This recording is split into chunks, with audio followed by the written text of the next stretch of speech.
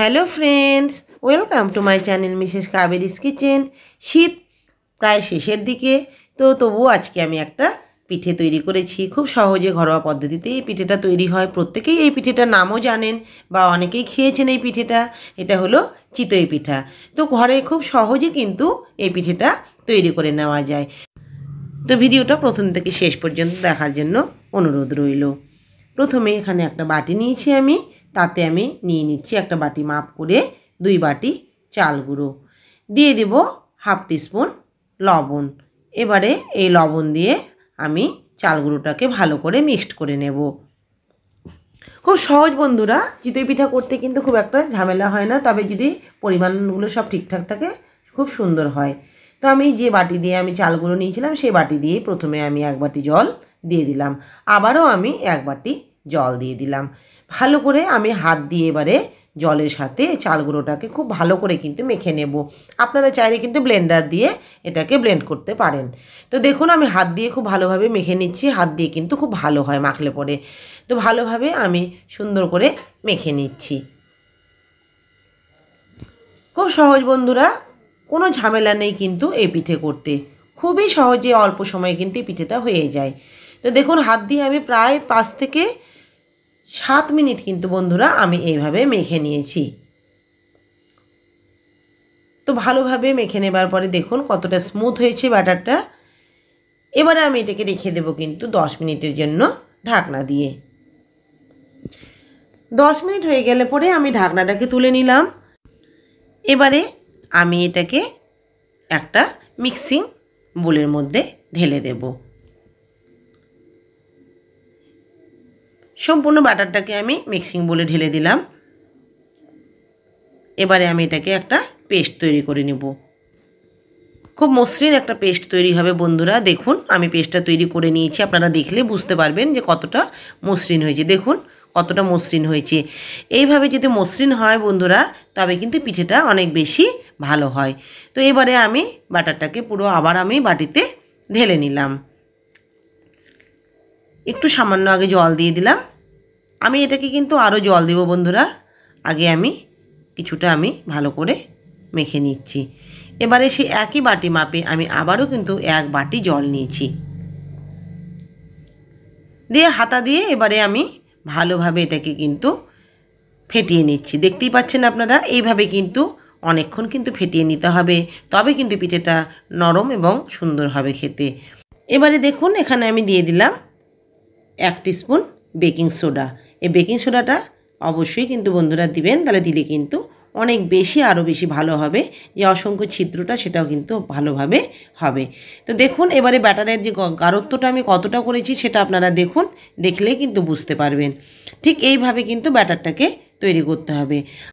আমি যে বাটি দিয়ে চালের গুঁড়োটা মেপেছিলাম সেই বাটি দিয়ে কিন্তু আমি প্রায় 3.5 বাটি থেকে 4 বাটি জল দিয়েছি, সেটা আপনারা আন্দাজ করে দিয়ে দেবেন।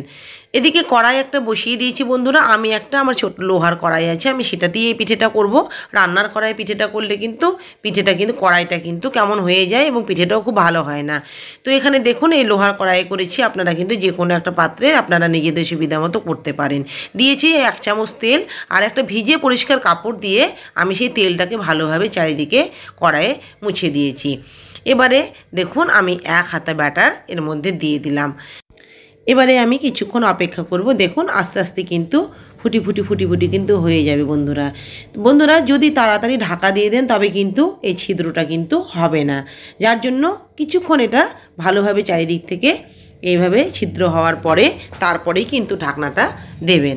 তো দেখুন ভালোভাবে কিন্তু চারদিক থেকে অনেকটা ছিদ্র হয়ে গেছে। এবার আমি একটা ছোট্ট ঢাকনা দিয়ে সামান্য একটু হাতে জল দিয়ে একটু ছিটিয়ে দিলাম। এইভাবে আমি 1 মিনিট টাইম রেখে দেব। গ্যাসের ফ্লেম এখন অবশ্যই লোতে রাখবো, কিন্তু যখন পিঠেটা ছাড়বো তখন কিন্তু গ্যাসটাকে হাই ফ্লেমে করতে হবে। দেখুন পিঠেটা কতটা সুন্দর হয়েছে সেটা কিন্তু আপনারা দেখে বুঝতে পারছেন। ভীষণ সুন্দর হয়েছে বন্ধুরা। দেখুন উল্টো দিকে কিন্তু একটু পোড়া লাগেনি। এইভাবে আমি আবারও একটু সামান্য তেল দিয়ে আমি জল দিয়ে ভিজা নাকড়া দিয়ে আমি কিন্তু কড়াইটাকে মুছে নিলাম। আবারও 1 হাতা ব্যাটার দিয়ে দিলাম। আবারও আমি কিছুক্ষণ অপেক্ষা করব। কড়াইয়ে ধোঁয়া উঠবে বন্ধুরা, এরকম অবস্থায় কিন্তু আমাদের ব্যাটারটা দিতে হবে কড়াইয়ের মধ্যে। দেখুন আস্তে আস্তে কিন্তু ফুটি ফুটি হতে শুরু করেছে। এইভাবে যত ছিদ্র হবে তত কিন্তু পিঠেটা সুন্দর হবে। দেখুন ফুটিগুলো কত সুন্দরভাবে হচ্ছে। এখন আমি এটাতে আবারও ঢাকা দিয়ে দেব। এই সময় কিন্তু গ্যাসের ফ্লেমটাকে একটু লোতেই রাখতে হবে। খুব বেশি কিন্তু হিট দিলে কিন্তু আবার নিচ থেকে পোড়া লেগে যাবে। তবে মিডিয়ামে লোতেও রাখতে হবে না, মিডিয়ামে রাখলে সবথেকে ভালো। আবারও আমি ঢাকনা দিয়ে সামান্য একটু জল চারদিকে একটু ছড়িয়ে দিলাম। দিয়ে আমি 1 মিনিট মতো রাখার পরে আমি আবার ঢাকনাটাকে তুলে নিলাম। দেখুন এই পিঠেটাও কিন্তু যথেষ্ট সুন্দর হয়েছে। তো এবারে এটাকে আমি নামিয়ে নেব। এইভাবে আমি হটপটের মধ্যে সব পিঠেগুলোকে একটা একটা করে তৈরি করে সব পিঠেগুলোকে আমি হটপটের মধ্যে রেখে দিচ্ছি, তাতে গরম থাকবে এবং নরম থাকবে। দেখুন একইভাবে কিন্তু সব পিঠেগুলোই কিন্তু অসংখ্য কিন্তু ছিদ্রযুক্ত তৈরি হচ্ছে। তো এইভাবে আমি আবারও ঢাকা দিয়ে দিলাম। দেখুন সব পিঠেগুলো তৈরি করে নিয়েছি বন্ধুরা, কতটা সুন্দর হয়েছে দেখে বুঝতে পারছেন। হটপটে রাখার জন্য সুন্দর একটা ধোয়া উঠছে এবং নরম সফট হয়ে আছে। তো দেখুন আমি এবারে একটা প্লেটের মধ্যে সবগুলোকে সার্ভ করে নেব। ভীষণ সুন্দর হয়, খুব নরমও হয়। তো আপনারা একবার করুন। আমি এখানে খেজুরের গুড়ের রস দিয়ে কিন্তু এই পিঠেটাকে সার্ভ করেছি। আপনারা কিন্তু যে কোনো কিছু দিয়ে খেতে পারেন। চাইলে আপনারা কিন্তু এই পিঠেটাকে দুধের মধ্যে আবারও একটু ভিজিয়ে পিঠের মতো করতে পারেন।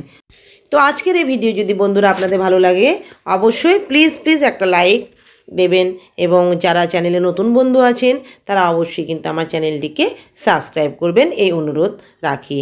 সবাই ভালো থাকবেন, সুস্থ থাকবেন। আমি একটা পিঠে আপনাদেরকে ছিঁড়ে দেখাচ্ছি যে কেমন হয়েছে পিঠেটা ভেতর থেকে।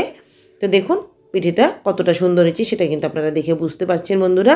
তো আজকের মতো এখানে ভিডিও শেষ করলাম। নমস্কার, ধন্যবাদ।